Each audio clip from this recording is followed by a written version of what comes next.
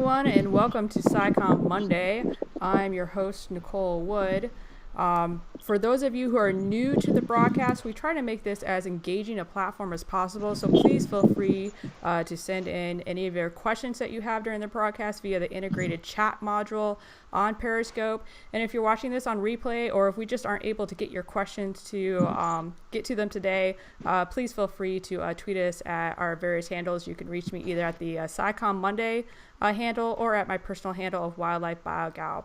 So today we're going to be having some fun and broadcasting live from New Zealand with Melissa Marquez. She's going to be giving us a tour of the Bait House Aquarium in Wellington, which is on the North Island, but at the very southern tip of the North Island.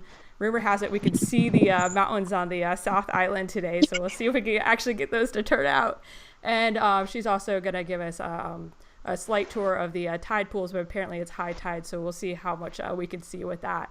But if you want to be able to reach Melissa during the broadcast or afterwards via her Twitter handle, you can reach her at MCMSharkXX for reaching her with that. So I'd like to introduce Melissa to the broadcast. Thank you for coming in. It's a little cold down there today, which most of us don't really think about when we think of New Zealand, of how cold it actually can be.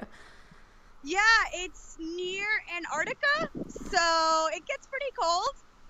My kid brother was making fun of me actually the other day, being like, it's not cold like New York. And I'm like, no, it gets cold.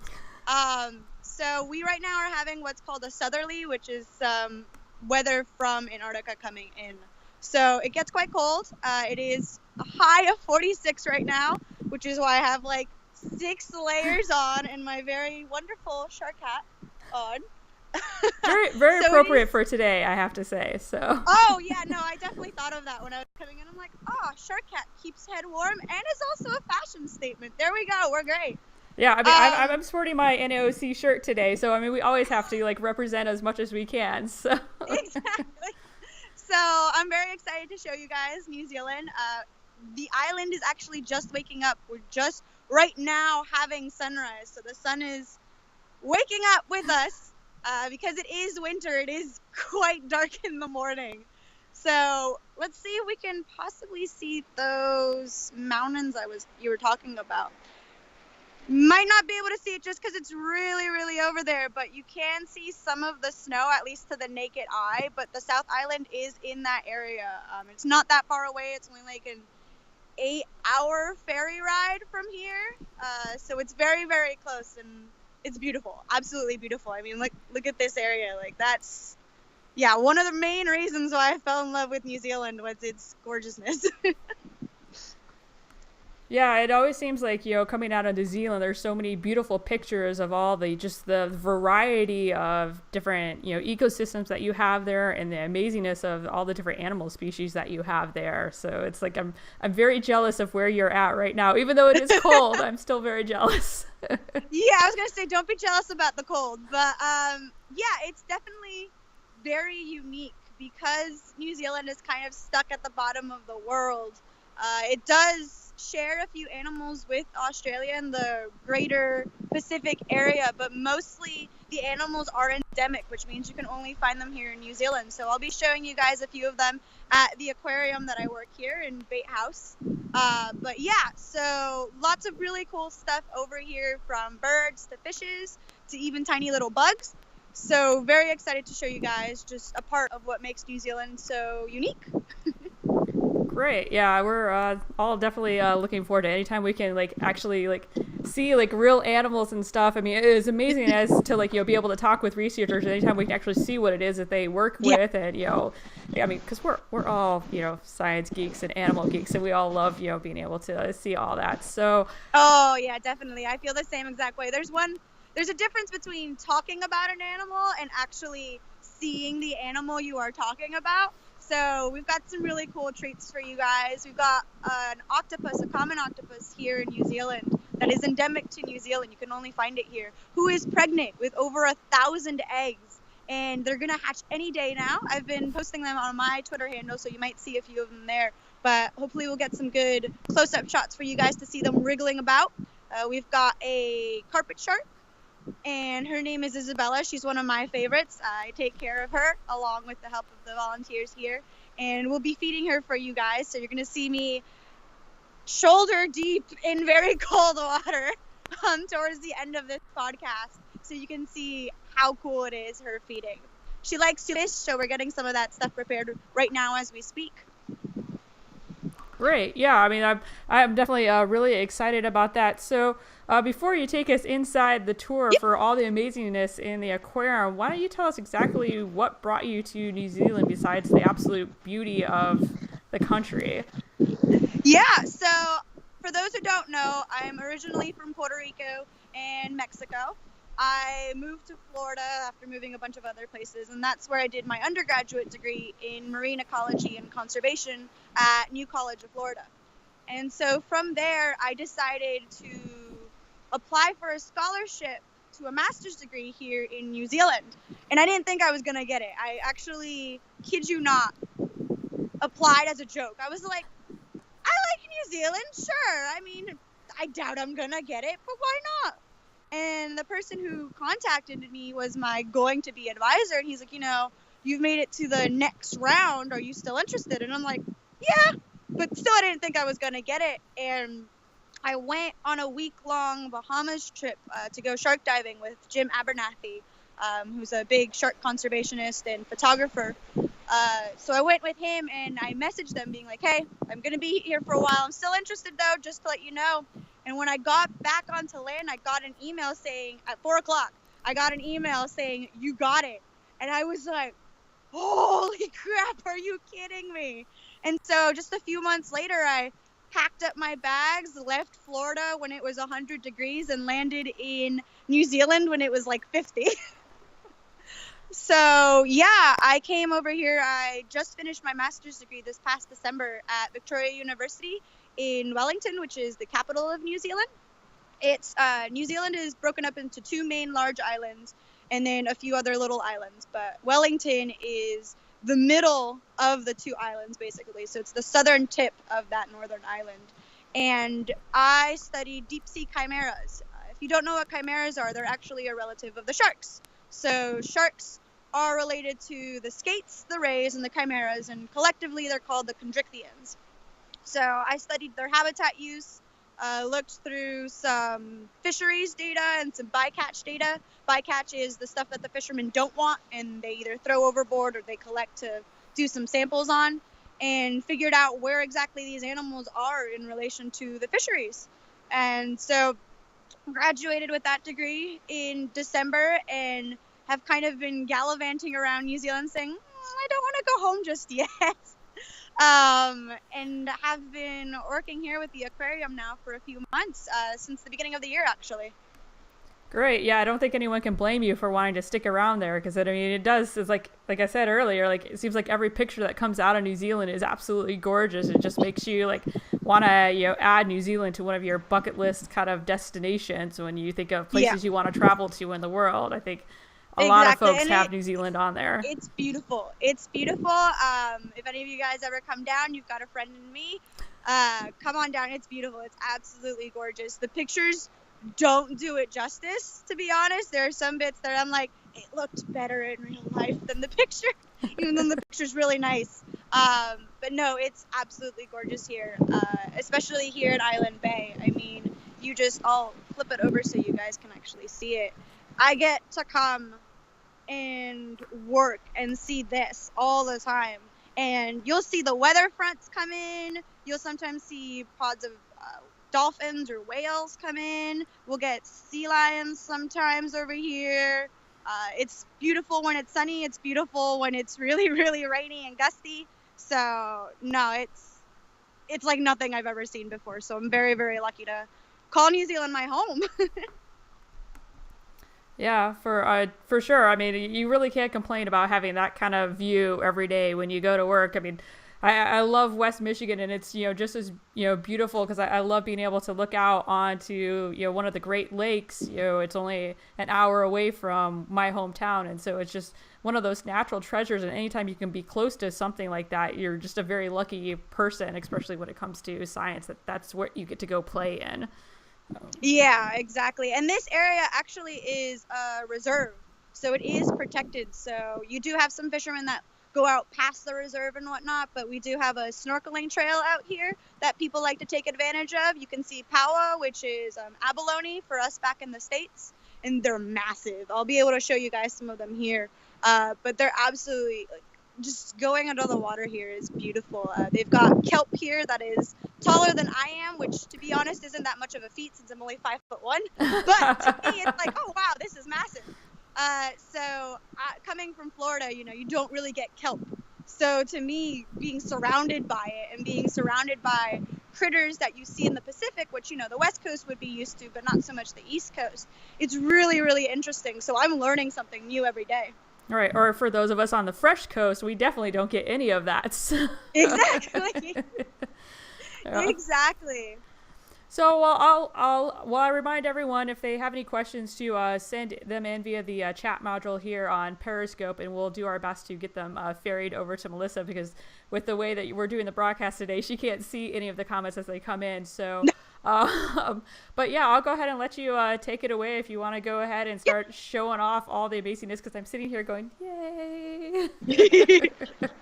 Yeah, well, actually, I'll poke around first in the tide pools to see if there's anything.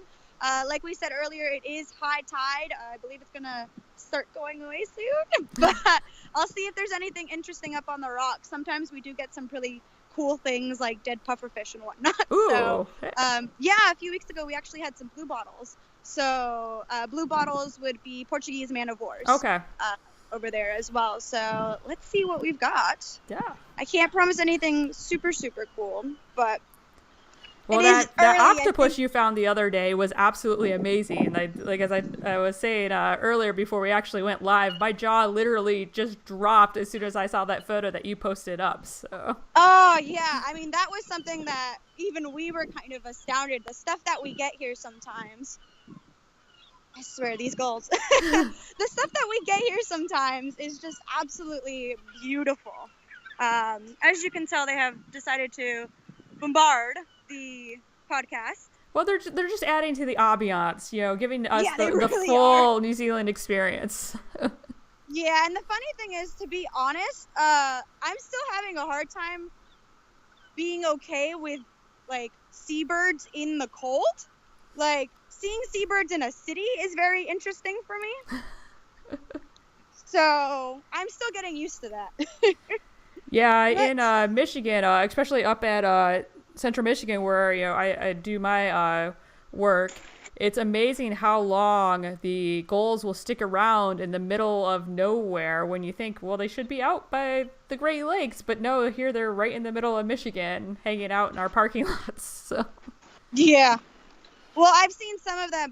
We do have Burger King and McDonald's, by the way, over here, and quite a few of them love Burger King and McDonald's, specifically the boot-shaped nuggets. Oh. So, yeah, they can get vicious when they want to be. So don't feed the birds. So while you're walking around looking for stuff, what's the most interesting animal that you found while you're out searching the tide pools? What's the most what? Interesting animal that you found while you've been searching the tide pools. I would have to say probably that octopus, to be honest. However, we did have a dead pufferfish not too long ago that washed up, and we were all like, oh, okay, interesting.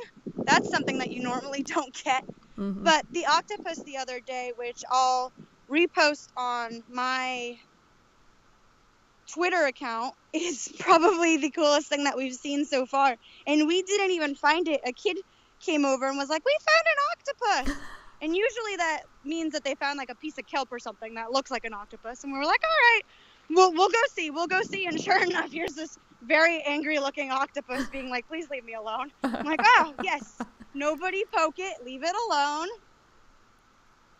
Yeah, it just seems like it's too high of a tide for anything cool to be out right now.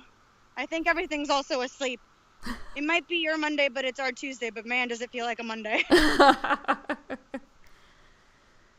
Oh, for those also who don't know, like I said, it is morning. It's like our 8 o'clock in the morning. So it is very much start of the morning for us. Nah, it doesn't seem like we have anything too cool right now besides the regular kelp and little snail critters, but we do have basically our own little tide pool area in the touch tank, so I can actually bring you guys in to the aquarium right now. Yeah, that'd be great. Yeah, before I do that, I want to, ooh, sorry, my hand's been in front of that the whole entire time. Sorry about that. Before I do that, I do want to introduce one of my lab helpers. This is Eddie. Eddie, say hi. He also has a shark hat. So Eddie does help me over here in the lab. He's the know-all, basically. He knows everything about New Zealand fish and basically anything, including making really, really good New Zealand food for me. So Eddie will be helping me out today. If there are any questions that I don't even know, I'll just be like, Eddie. So Eddie was really nice. He helped open the lab for me and got everything ready for Millie. Or not Millie. Oh my God, even I'm calling her Millie now. Isabella. And so we're going to bring you over to the touch tanks and stuff right now and to the aquarium. So I'm actually going to move this over so you guys can come on in. So usually during the week, we are closed so we can have schools and stuff come in. And on Sundays, it's open to the public, which is why you usually see me tweeting it, which will be your guys' Saturdays. But this is our tiny little aquarium. And so it is the only aquarium in Wellington area, and which is why it's so popular for people to come in during the Sundays. But see, we have our own little tide pool, which is a lot cooler and more teeming with life. So one of the really cool things that I always like showing off to the kids, we'll see if we can find one that's kind of open, is, yeah, we can just take that one. So that kind of looks like a pile of goo, doesn't it? Yes, it totally does. Yeah. So what it actually is if you can see right there in the mouth, that's actually an anemone. So it's called a wandering anemone. It's closed up right now. I'll see if I can find an open one. But it basically just, it can actually pick itself up and then with the currents move around, kind of like Eddie is showing right now, which makes it a lot of fun for the kids. And it doesn't feel like anything. You would think it kind of feels like Jello in a way, but when it's out, it much does. When you put it back in the water, it doesn't feel like anything. Like you're not touching anything, which is really, really weird. They're 90% water. Yeah, they're 90% water, as Eddie just said. So you can kind of see the little tentacles coming out. It's really fun because then you stick in your hand, and they'll hold on to you because they think you're food. What do they normally eat? We feed them mussels here, but they can, it's anything like other anemones where they can feed on small fish and whatnot as well. And also what's pumped in the water column. Yeah, and what's pumped in the water column as well. Okay. So, not something you usually see over in the States, that's for sure. Oh, there you go. You can kind of see its little tentacles coming up. Now, I want to know if you know the name for this one. It looks pretty familiar. It's one of the things that we kind of have over in the States, but sort of in the deep water. Oh, I know I should know this, but it's been so long since I've done anything with like marine species at all. I'm so like ingrained in Great Lakes stuff right now. It's like as soon as you say it, I'll be like, oh yeah, duh, but I can't remember. So this is, for us back in the States, is known as a brittle star. Oh, I should have said it. I knew it, and I was too afraid. I so became that undergrad in class where like if I say it live on air, it's like everyone's gonna like know that I said the wrong thing, and I was like, no, I totally should have just gone with it and been like bold, like I've learned to be in grad school, and I just totally like let go of it all. Yeah. No, so we know it as a brittle star over there, but over here it's known as a snake star. A snake star? A snake star. Yeah, it's those common names, man. They just mess you up. Mm-hmm. Everyone keeps telling me that, and I'm like, brittle star. Yeah, I mean, I guess it totally makes sense. I mean, when you think about it, I mean, the legs or arms are totally kind of moving like snakes, so. Yeah. Yeah, and I mean, look at this little one go. Like, they're fast. They're very, very impressive with how fast they are. So it's always cool to show off to the kids and be like, look, this is a sea star. And they're like, what? That's not a starfish. Now we've got another really cool one that Eddie's got over here. It's absolutely massive. Nice. Now, I'm not sure if we have it in the States, just because sea stars are not my forte. But can you guess what this one is? Oh, I feel like I've read a paper about them back a long time ago, but I can't even remember what the name is, like, when it comes to it. So Oh, I feel like I actually need you to, like, can go just- watch a whole bunch of Discovery Channel specials now or something. Just watch Blue Planet. You'll be fine. So this one's called the 11 arm because it does have 11 arms. And so they're pretty voracious predators, too. I mean, they move fast. You can maybe see this one over here. This little tubular feet over there. Oh, yeah. Yeah, that's coming through pretty clear. Wow. Yeah. So they move quite quickly. It's really fun to, like, have them on your hand and then them move around. All right, this one, you got to know this one. This Oh. one people step on in the beach. It really hurts. An urchin? Yeah. Yay! I So actually over finally here- remember something.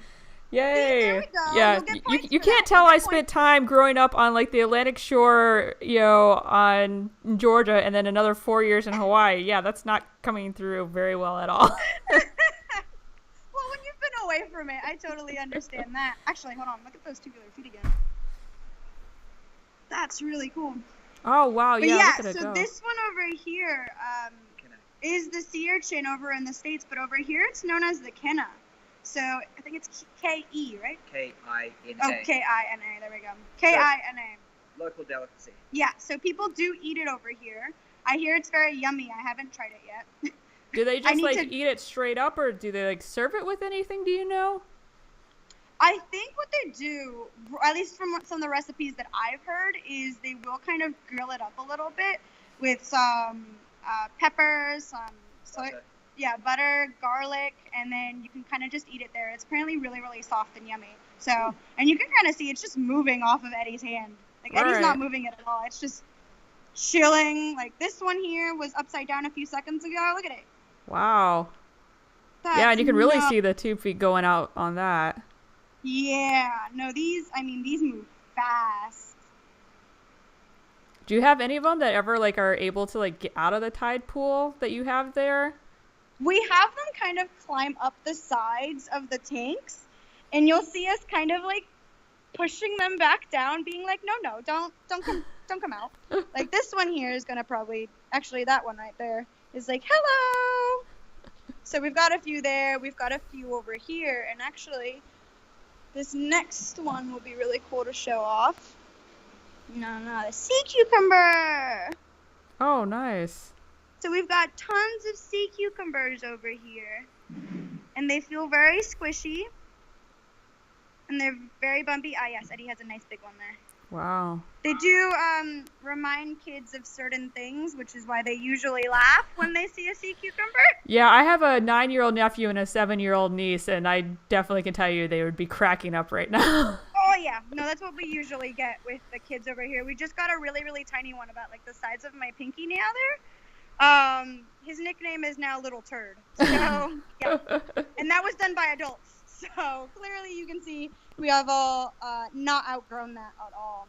Right. But, yeah, so this touch tank is where we usually have the kids and allow them to gently touch the animals while keeping them in the water to, kind of get that tactile learning with them, because it's really important for them not to only see the animals but also to realize, okay, this is, they're not scary. Mm-hmm. And so it's really important to kind of get through to them being like, this is the only place where we really want you to touch them. Out there it's kind of a no-no. These are we call them ambassadors for their species. These are the ones that are out there, have decided, hey, I'm gonna talk with the humans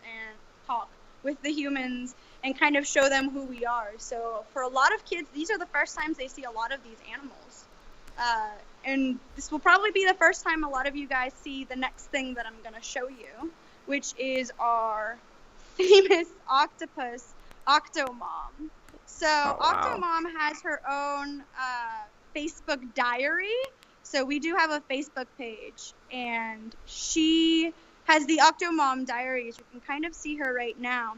So all of this are the eggs. These are about 1,000 eggs, and you can kind of see them. Let me see if I can find them here. A good like stash of them. There we go.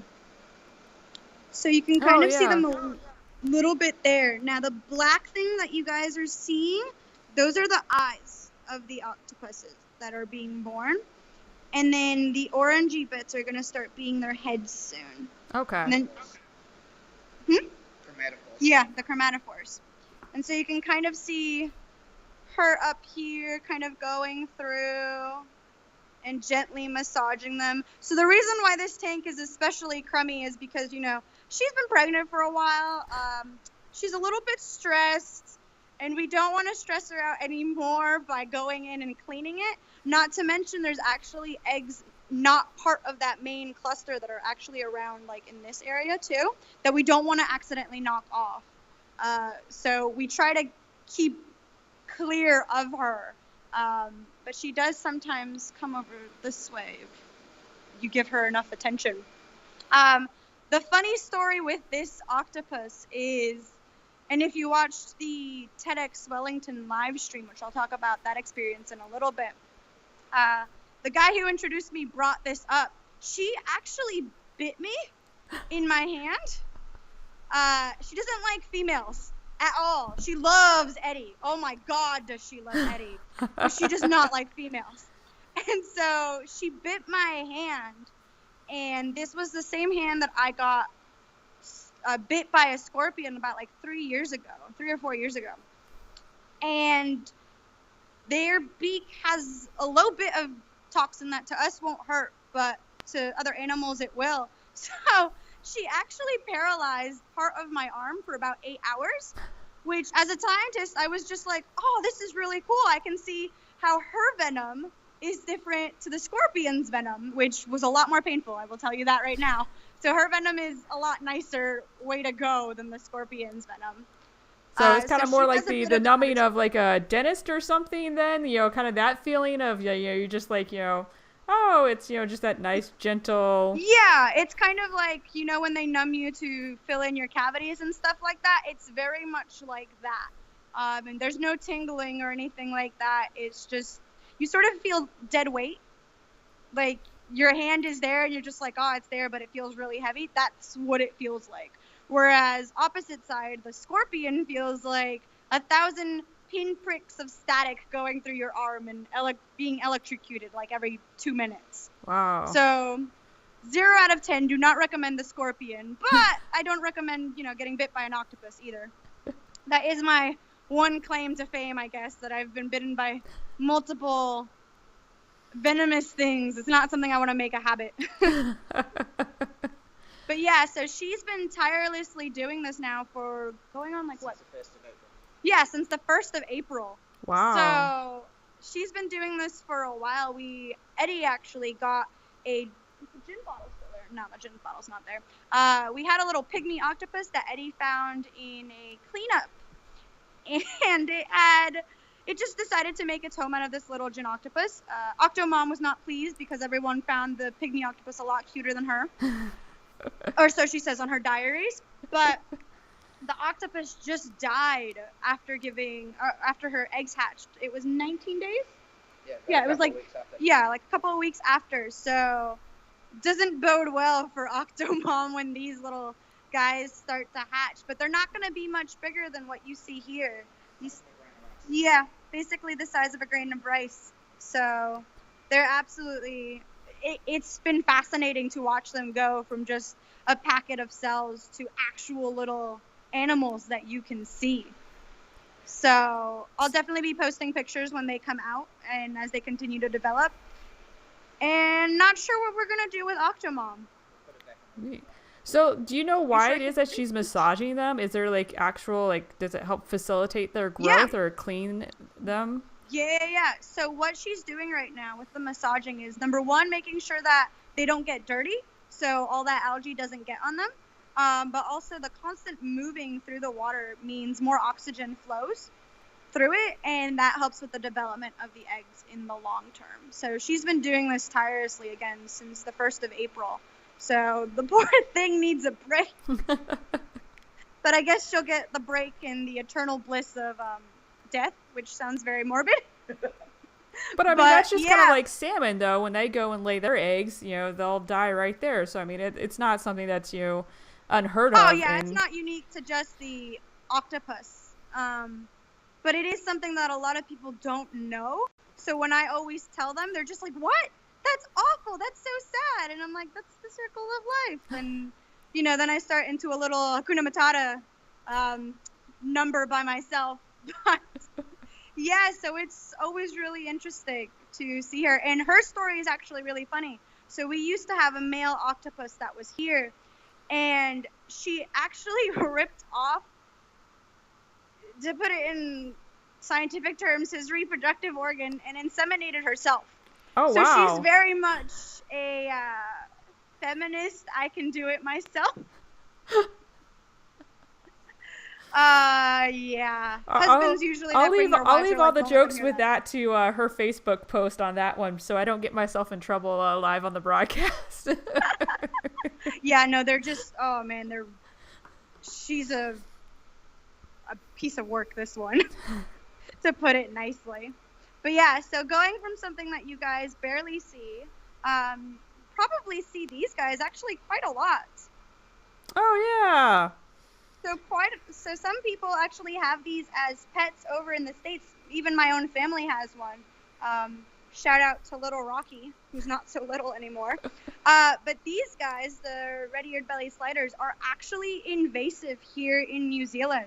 So people will get them as pets, and as you can see, they get pretty big.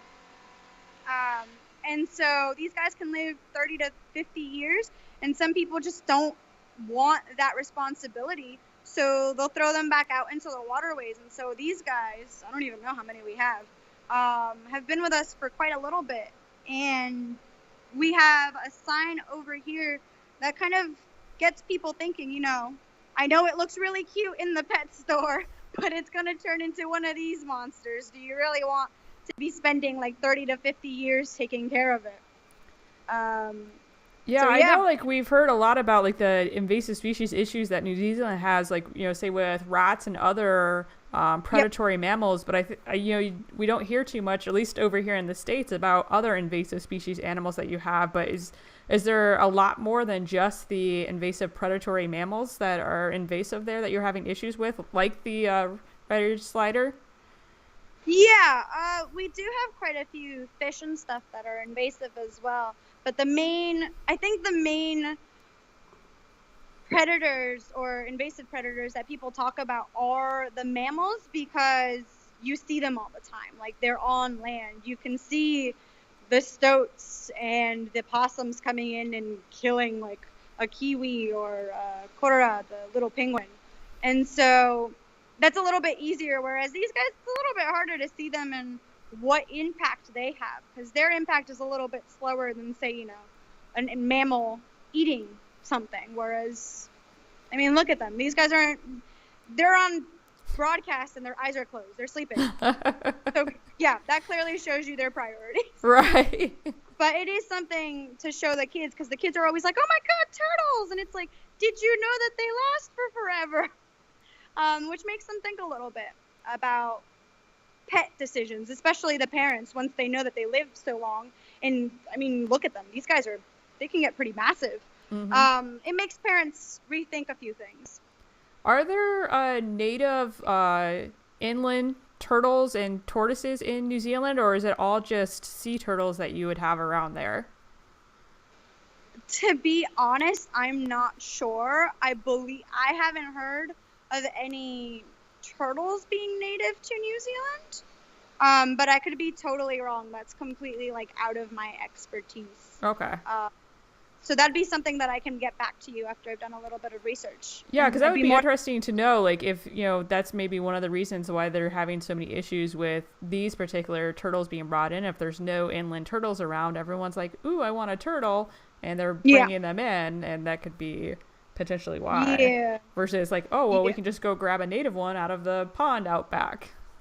Exactly, yeah. So these guys, along with this tank actually down here, our tropical tank, these are the only ones that are not native to New Zealand that we have in this aquarium. So the cool thing about Island Bay is that we try to only showcase New Zealand animals, kind of bringing the ocean in a less wet environment to the kids. But this is actually from a cinema that we had in the main city area. And the reason we have this here is because of our earthquake in November, shut everything down. And they asked us if we could take care of them. And we're like, sure. And who doesn't love Finding Nemo? Right. Yeah. I mean, we're all, big science geeks when it comes to Finding Nemo and Finding Dory. It's like those are movies I can watch over and over and over again. Oh, exactly. And we get so many people asking, where's Dory? And it's like, not here. And we just kind of leave it at that. So these guys are our only two that aren't native to New Zealand. But something that is pretty cool in this tank, and it's native to New Zealand, is actually something that you won't see moving around. And so that in there is actually a chimera egg case. And so Eddie's going to show you one out here. So the cool thing about this is that they are... Where's the sharp one? It's gone. Oh, okay. The cool thing about these ones is that they are they're elephant fish egg cases, which are the chimeras, those cousins that we talked about to the sharks.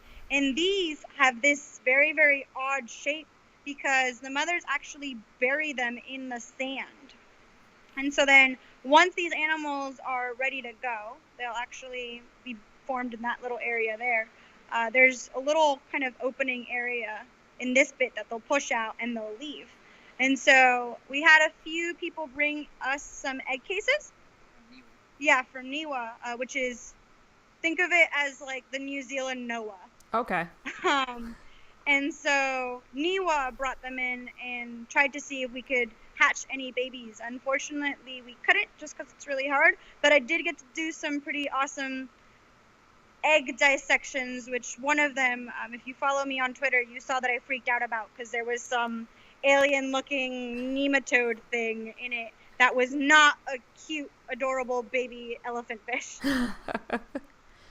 So with chimeras, a lot of people do eat them. They are labeled certain things in the fish markets like pearlfish, silver trumpeter, so quite a few things like that. Even some sharks are labeled different names as well. So it comes back to sustainable fisheries and knowing what you are eating when it comes to fish as well as any meat, really.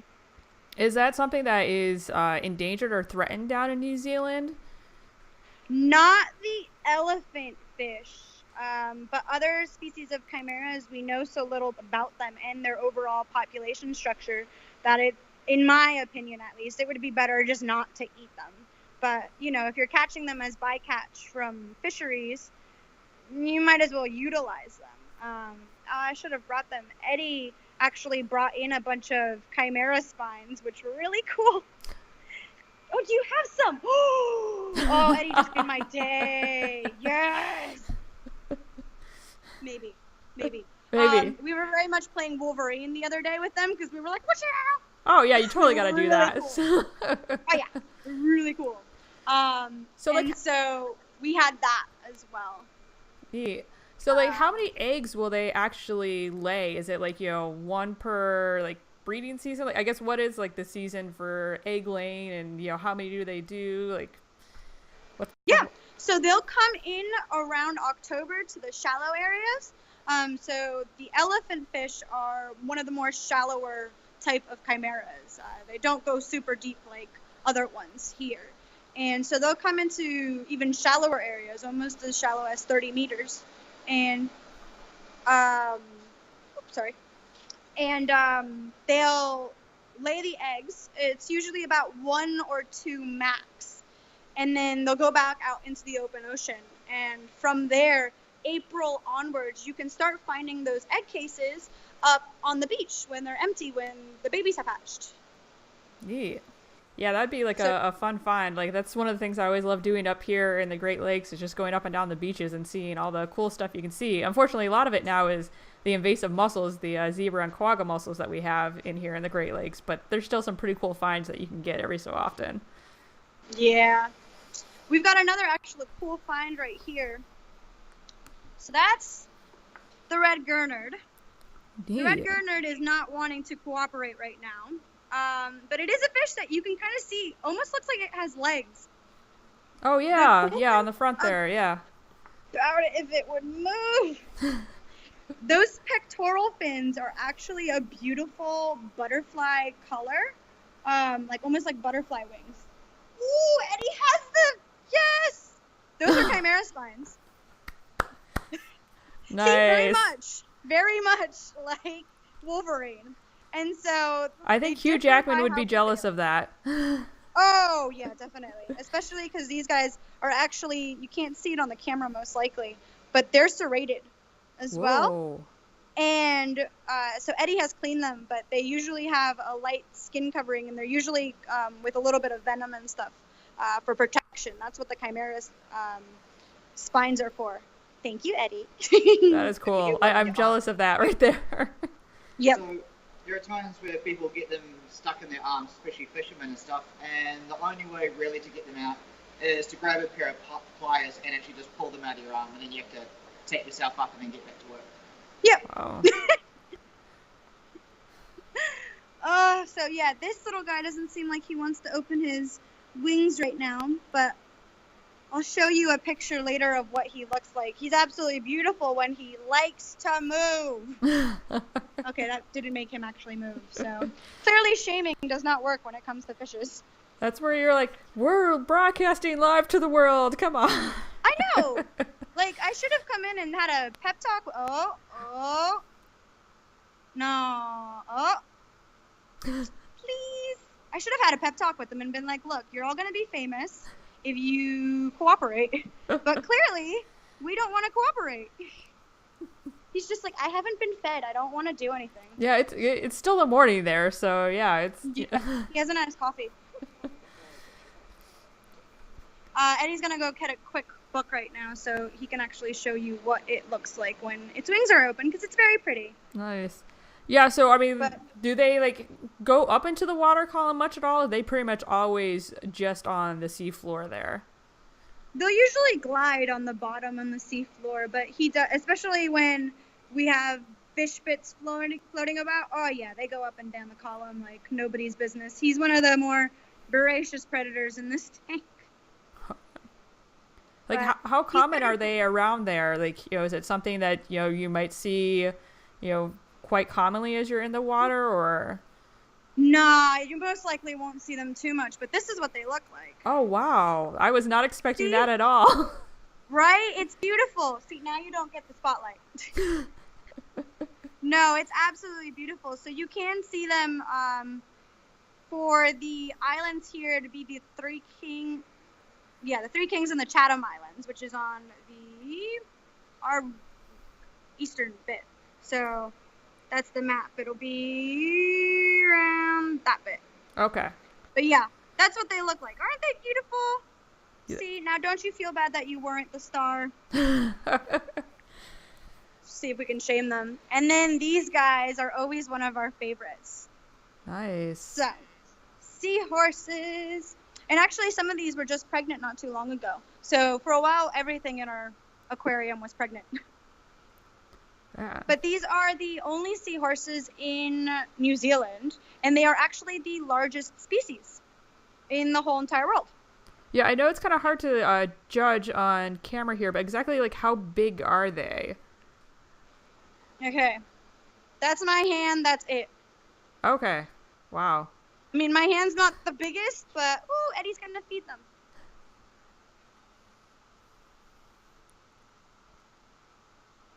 Oh, see, very voracious hunters, as you can tell. Very slow moving. But, oh, we got one here. Ooh. Oh, so close. But yeah, no, they get quite big. Eddie says 30 centimeters. Okay. This one's my favorite because she's white. Like, all the other ones are a yellowish color, but she's this bright white color. That really makes her stand out. Ooh, does that yes. commonly happen, or are they almost always that kind of yellow-based color? They go from, like, a yellow to white color. Okay. So these are pretty normal. This one up here, he originally came to us completely red, like a very bright red, sort of almost like a fire truck. But as he's been in the tank, he's changed colour to be more like the seaweed that we put in the tanks. So that took about 1.5 years to change. Yeah. Oh wow. Yeah. This one in just a few months that I've been here went from being like completely white now to having those little spots that you see. Neat. Yeah, because like, you know, I think of like frogs and other animals that can change colors, but they usually do it a lot faster. It's interesting that it's that slow change over to match their environment. Yeah, exactly. No, they're absolutely beautiful. I love watching them float around. And ones that are also beautiful that we'll see if you can name this. Oh boy, if I had known I was gonna be like, you know, quiz this whole time, I totally would have, you know. No, I always quiz. I have to quiz. Oh, it's some sort of lobster or something. It looks like I can't quite make it out 100%. Yes, yeah. Yeah, so these guys are giant lobsters, basically.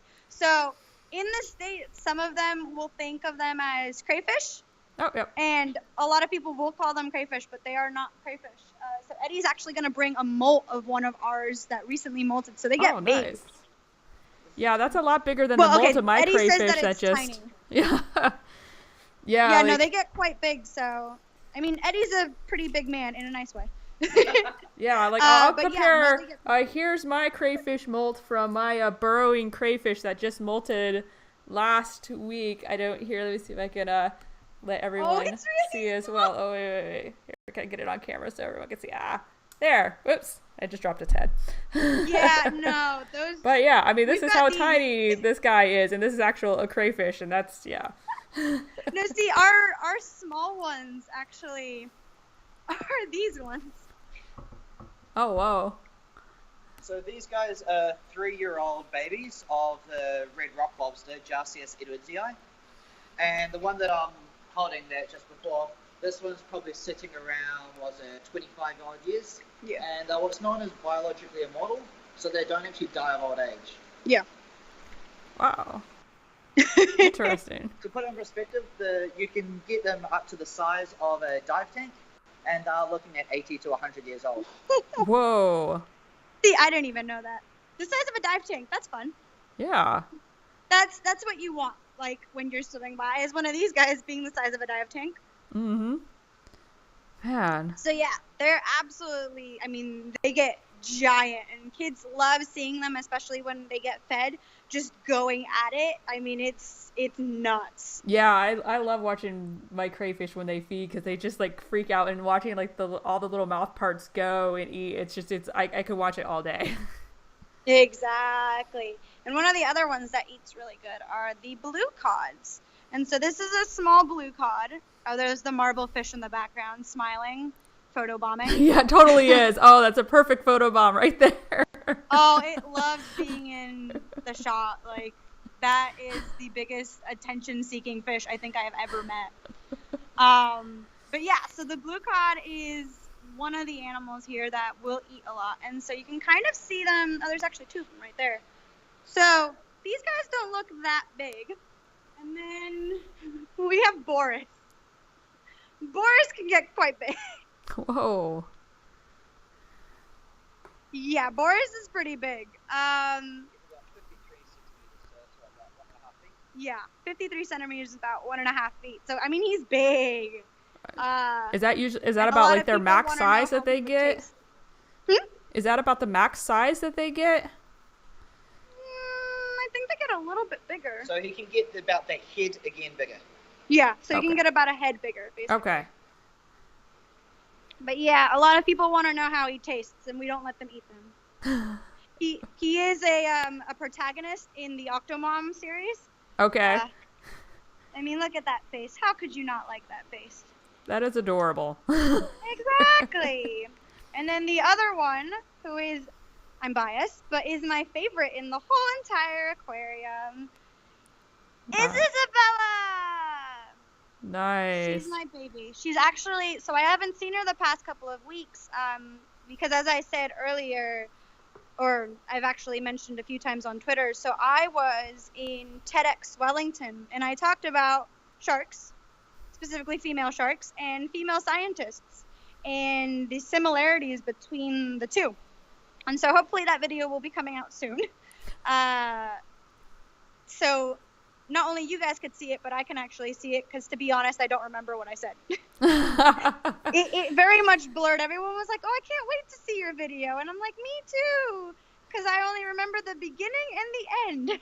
Yeah, I've had that happen sometimes with some talks. You just get so excited and you get so into it, and you're at the afterwards, you're like, did that go well? I really don't remember. I think it went fine, but yeah, it'll be interesting to see. Yeah, that's basically, I'm really hoping I didn't pull any weird faces, because I usually pull some weird faces. So I'm really hoping I didn't, but we'll see. Hopefully that'll come out. But Isabella is one of my favorites. So she's actually grown a little bit since she's gotten here, both lengthwise and a little bit of width size. We do spoil her with some fish and muscle. But the reason why her name is Isabella is actually, you can see it right here. Her scientific name is Cephocilium isabellum.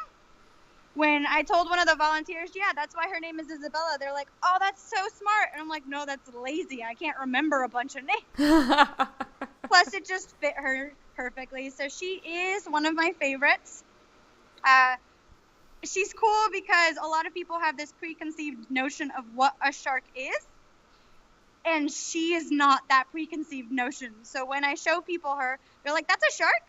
And I'm like, yes. And they're like, oh, we thought it was some very flat fish. And it's like, no, she's a shark. She breaks a lot of myths. Like, you don't always have to, well, for some species, you don't always have to be swimming to continuously breathe. We can actually see her there. We can take away the glare. She's actually opening and closing her mouth. Okay. And so that is how she's actually pumping water through those little gills. There we go. Oh, yeah. Yeah, I can see them. And that's how they breathe. They don't have lungs like you or I. Yeah, her gills aren't very big. Is that just because she's more, stationary in her life? It's not having to be as active a mover as, say, like some of the more, visible sharks that we see in, modern media. Yeah. So that is one of the reasons. She's also very small as well. So they will kind of grow a little bit with her size, but she's not going to get much bigger. So I'm just going to send a quick reminder out to everyone who's currently watching right now. If you have any questions for Melissa about the aquarium or life in New Zealand there, definitely feel free to send those in via the integrated chat module here on Periscope, and we'll do our best to get those over to her so she can answer them as she's showcasing all this amazing wildlife that they have there. Yeah, so I'm actually going to attempt to feed her. She may be really sleepy and not want to eat, but I feel like if I poke her enough times with a fish, she'll eat it. No, we're actually going to... Do you want to do it over here, or do you want to bring the ladder over here?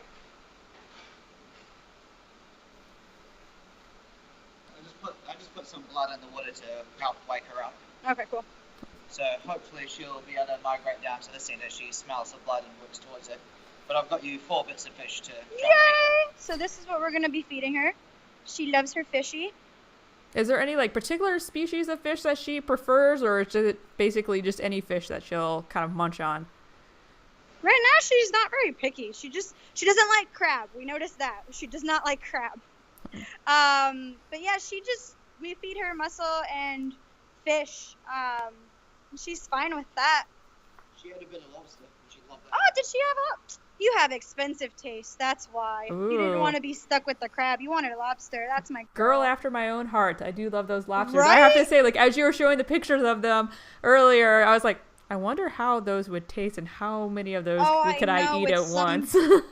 I know, with some butter and garlic. Mm-hmm. Oh, they'd be delicious. But I can't say that in front of them because they might retaliate. Oh, no, she's beautiful. But you have to get up. We want to feed you. She's like,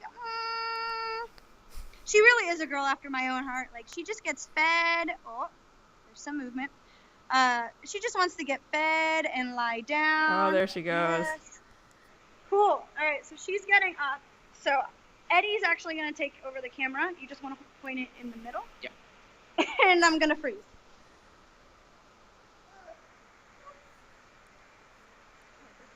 So the thing that's going to be really fun is this water is probably sitting around 6-7 degrees. So that's about 42 Fahrenheit to give it, in American. Yeah, that's a little chilly for sure. I've gone and dived in some 40-degree water, and I was like, why don't I have a dry suit on? Because this is too cold for my wetsuit. Yeah, usually most people diving in Wellington need around 7 mil wetsuits minimum. Mm-hmm. Now, what's going to be fun is Melissa's got to try and feed Isabel, the carpet shark, when she swims back towards this end. But that fish up there is called a snapper. That's a very popular fish for the sports fishermen. Very good at eating. They can get very big. The blue cod down there, Boris, all of these guys will try and eat the fish out of the grabber before Isabella gets it. Because not only is the shark woken up by the blood, but these guys are as well. Like, how many times does it normally take you to be able to actually feed Isabella versus, everyone else grabbing it? Sometimes I can do it first time, like Right Melissa there. just did right there. Good girl. Sometimes I have gone 4 fish and still not been able to feed her because Boris has either snatched it out of her mouth or the snapper have chased them off and things, so Nice. it gets very interesting. There's not a dull time with these guys. That's for sure. Oh, that smells fishy. Yum. Alright, where's my girl? Where's my... Right down here. Oh, I did it. There we go. There we go. There we go. Good job. Okay, now let go. You're going to have to grab it with your hand. Yeah. There we go. Good job. Yummy. Fishy.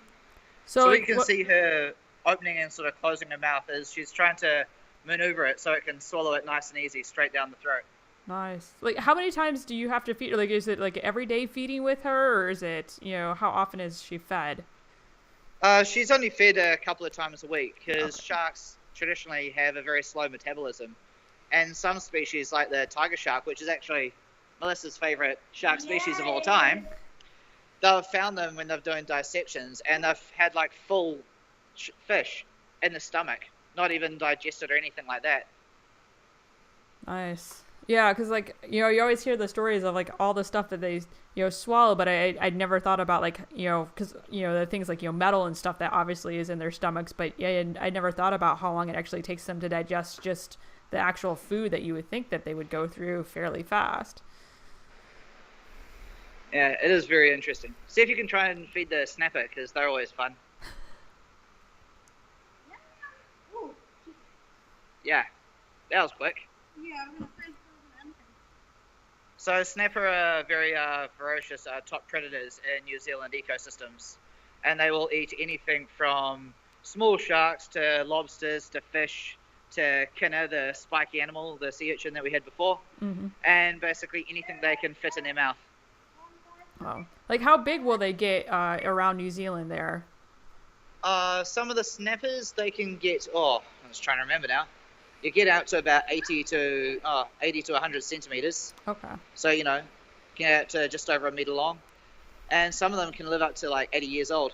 Oh, wow. At one of the reserves up in Auckland, New Zealand's first marine reserve, the Lai Marine Reserve, which is sort of helped looked after by the Auckland Museum, they've got snapper in there that have learned to not actually go out of the reserve. So you've got like these 50 to 60-year-old snapper that stay in the reserve and never go out, no matter how tempting the fishermen are with their hooks on the edge of it. Huh, that's interesting that they've been able to ascertain that, like, if they, stay in the reserve, that, they're not gonna meet any harm. That's interesting. Like, I wouldn't think of necessarily fish being intelligent enough to figure that out, or... Yeah, it's one of the common myths that people go, fish, they have 3-second memories, but no. As soon as I set up the ladder here next to the tank, all the fish migrated down to the end because they have learned to associate the ladder with food. Okay.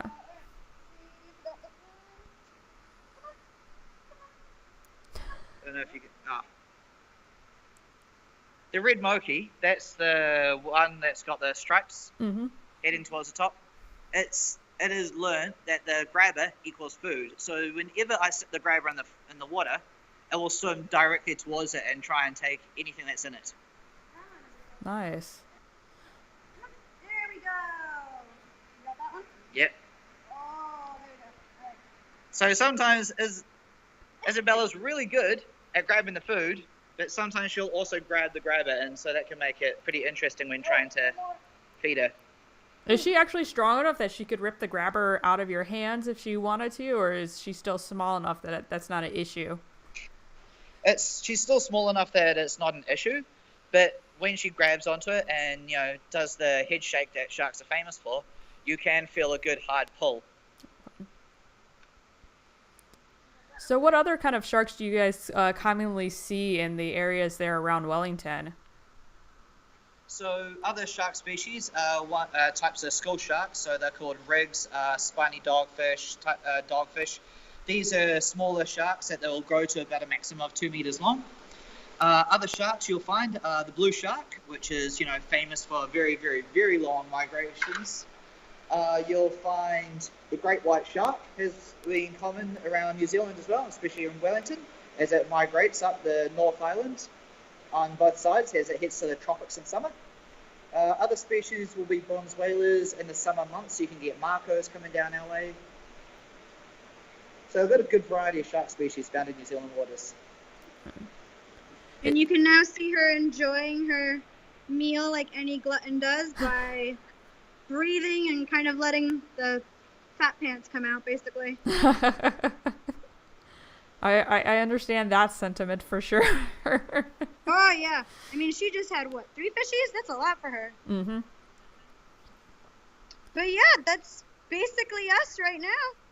Nice. Yeah, it's great that you guys have that facility there for the people of Wellington, because there's so much amazing wildlife around there so that they can actually showcase it. Because especially with young kids too, like as much as I liked going out and exploring outdoors, it was always nice when I could have a safe place to go, because sometimes some of those tide pool areas are very slippery and it's very easy to injure yourself with that. So exactly. And us having the aquarium here and also the tides right out there, it kind of does mesh nature and the aquarium together, like nature and education together, which is something that we really strive to do.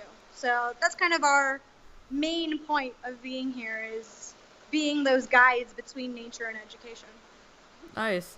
So I guess I'm gonna do a quick shout out to everyone again. If you have any last minute questions and stuff as we're start wrapping up here, definitely get those in if you want them live on the broadcast here. Anything about New Zealand or all the amazing wildlife that you see out there. So I guess one of my questions, final questions would be, what's just the absolute coolest thing that you've been able to do there in New Zealand? I guess with both of you, I guess with the wildlife that you've seen around, what's been that one special memory that you've had being out and about and seeing something? You've had more nature things. What's your special thing? What? Your special thing with nature, the coolest thing you've had to do with nature? Most likely will be when I do the octopus talks when we have a non-pregnant octopus. We give a talk explaining how the octopus came to us, usually caught by the lobster fishermen, because the octopus is raiding the pots for a free lunch. And then it's just talking, interacting, shaking hands, getting the kids to shake hands with the octopus, and then feeding the octopus and just showing how the octopus will go after the crab, wrap it up, and quickly eat it. And sometimes the octopus will then sit on the side of the tank with the crab wrapped up all in the arms. You can see the crab pressed up against the glass, being crunched. Nice. I think mine would probably have to be bringing Isabella in, just because it was really cool to have her. It sounds awful using her as a tool, as an education tool, but that's what she has kind of provided. She is an ambassador for small sharks and just sharks in general, and being we're not all like the great white shark. Shark Week isn't really a thing here, so a lot of kids don't get to see real sharks. So seeing one that kind of pushes their idea of what a shark actually is, I think, an invaluable lesson. Yeah, that's surprising since, New Zealand, so much of it is so close to the coastline that they're not getting that exposure, actually getting to see those things in the wild. It's too cold. Okay. Nobody goes into the... No, I'm joking. If you say so. It's a different... I think it's a different relationship with the ocean here. Just because, at least in the Wellington area, we don't have traditional beaches. Like, when you think of beaches, or at least when I think of beaches, I think of the Florida beaches where everyone's out there in the water. Here, we don't really have those traditional beaches, and so when you do go out, it's for a very short time with your family, with your dog, and that's basically it. You don't really know what's under the water because nobody's really out there, unless they're taking a course or something, snorkeling. Whereas in the States, I feel like that's really, really common in the beaches is to go snorkeling. Here, I don't really see kids snorkeling. It's mostly, a nice day to go to the beach and hang out, play beach volleyball or something like that, or rugby on the sand, but not so much checking out what's under the waves. So it's really cool what the Bait House Aquarium is doing, and I'm really excited to be a part of it. Yeah, do you think, I'm just curious, do you think some of it maybe is like the economics? Because we learned recently that there's kids in one of our major cities here in West Michigan. It's less than an hour away from the lake, and they have never been there, and they're 12, 13, 14 years old. They've never been to the lake just because their families aren't able to take them out to the water there. Do you see any of that in New Zealand at all with the different, cities, maybe kids that are more in cities aren't able to get out to the water, or more inland areas aren't able to do that? Yeah, I do think that is part of it. New Zealand, when you're outside of the city, it's pretty rural. Like, it takes a while to get to places. I mean, I say rural, and, it's not like the States where you don't see anything for 5 hours. You can actually drive from Wellington to Auckland in 8, which is the time it took me to get from Orlando to out of the state of Florida. So that kind of puts it in perspective to you. But I do think that it's not, I don't want to say it's not a priority, but it's just not something that really happens, is that it's almost like a disconnect with nature, even though we have so much nature out here. And so the cool thing about the week being free here is that schools get to come in, buses get in of kids that otherwise wouldn't have this experience. And a lot of them do end up doing science experiments too here, really like small scale ones, but really cool ones for them. So I do think it is an economics thing as well, possibly a cultural thing, but I will feel kind of out of place just putting that out there, right. And assuming, basically. But from what I've seen, at least, that is my understanding. Yeah, then it makes it even more important that being able to have, a place like the Bait House Aquarium, that they can get that exposure. Because, there's a lot of students that, I see that they just don't get that experience with science, and they need that, because be able to learn that love of science and the outdoors and wildlife, it really helps, filter through the rest of life, whether they become scientists like us or they're just, at least have an appreciation of it in their lives. It's so important to have. Agreed. Yeah, I totally agree. So I'm glad that we play even a small part in that. And if we just inspire some of these kids to get out into nature more, we've done our job. Yep. Exactly. Well, you guys are doing a great job. Are there any last minute things that I'm not thinking of that you want to announce to everybody out there? No, I think we're basically good. If you want to learn more about the aquarium, just look it up on Facebook. It's the Island Bay Marine Education Center, or the Bait House Aquarium. If you want to learn more about the different species of sharks, including Isabella, I run my own little nonprofit organization called the Fins United Initiative, which features a new chondrichthyon, so a ray, a skate, a shark, or a chimera every week. And this week's is pretty interesting, so you might want to tune in. No spoilers. Oh, darn it. Dang, I thought we could get one out of you. So yeah, that's basically it. Thanks so much for everyone who tuned in, and thanks for having us. No, it was a pleasure to have you on. I really appreciate it. It was an amazing tour of everything. I'm definitely very jealous of what you get to deal with daily there. It's so much fun just to be able to play with all of those amazing creatures and get to see them up close and personal. Amazing. So yeah, they are pretty amazing.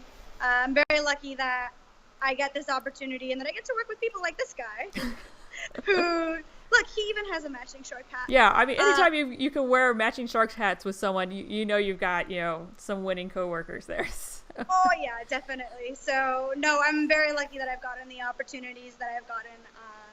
It's been a lot of fun being in New Zealand. So I'm hoping to be here for a bit longer, definitely. Well, then we'll just have to have you give us some more tours at some point in time. So. I'm down. I'm totally down. Great. Well, I want to tell everyone out there, if you didn't get your questions in or have questions later that you're watching this on replay afterwards, please send your Twitter questions in via Melissa's Twitter handle. That's MCMSharksXX. And if you got any questions for Eddie as well, since he was kind enough to join in as well, I'm sure you could send those in to Melissa through her Twitter handle. Those questions to Eddie. Okay, great. And so with that, I want to definitely thank Melissa and Eddie for giving us an amazing tour of some of the native and invasive wildlife that they have there down in New Zealand. It was a great time to actually be able to connect all the way across the world here and be able to see some of those things. So if you have any questions for me, definitely feel free to tweet me either at the Scicomm Monday handle or at the Wildlife BioGal handle. And for everyone out there, if you, for next week, we're going to be off because it is a holiday weekend up here in the States. It's 4th of July. So we're going to be, out enjoying some barbecue and stuff with family and friends. And so we're going to allow everyone else to do the same as well. So good food, cookouts, you can't go wrong, right? I know. So. No, you can't. You can't. Warmth. That's what I'm looking forward to is the warmth. Yeah, exactly. And then I want to send a quick shout out to our Patreon sponsors. Thank you for helping to make this broadcast possible. And if you are enjoying these broadcasts, please go visit our Patreon site and help us to keep Scicomm Monday going. Any help you can give definitely really does do a lot to be able to keep these broadcasts happening.